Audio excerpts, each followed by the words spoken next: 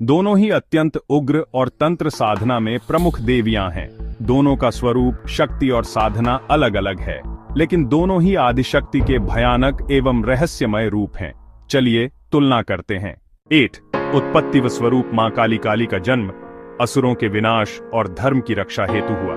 वे महाकाल की शक्ति हैं, जिनका रूप अत्यंत विकराल, 4 भुजाओं वाली, गले में खोपड़ियों की माला, काले वर्ण और रक्तपान करती हुई। वे समय, काल और मृत्यु की अधिष्ठात्री देवी हैं। मां छिन्नमस्ता 10 महाविद्याओं में छठा रूप है। इनका स्वरूप विचित्र है।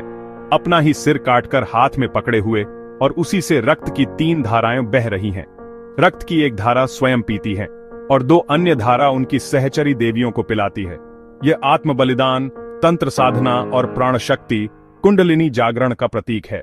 2 प्रतीकात्मक अर्थ। काली विनाश और सृष्टि दोनों की नियामक, अहंकार का नाश और मुक्ति की दात्री, समय काल पर भी नियंत्रण, जीवन मरण के चक्र से मुक्ति की अधिष्ठात्री। छिन्नमस्ता आत्म बलिदान और काम पर विजय।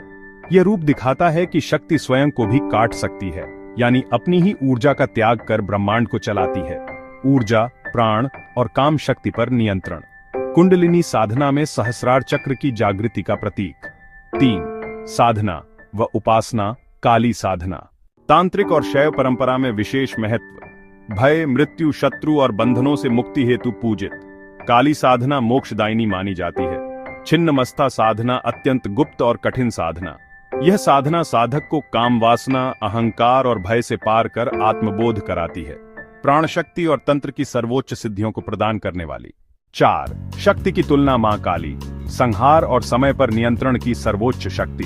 मां छिन्नमस्ता आत्म बलिदान, काम शक्ति और प्राण शक्ति पर नियंत्रण की अद्वितीय शक्ति। सरल शब्दों में, अगर काली ब्रह्मांड की गति को रोकने संहार करने वाली शक्ति है, तो छिन्नमस्ता ब्रह्मांड को शक्ति देने और ऊर्जा प्रवाहित करने वाली शक्ति है। निष्कर्ष, दोनों देवियां समान रूप से शक्तिशाली हैं, बस उनके कार्य और प्रतीक अलग हैं। काली धामकाल, मृत्यु और मोक्ष की देवी। छिन्नमस्ता बही आत्म बलिदान, प्राण शक्ति और काम विजय की देवी।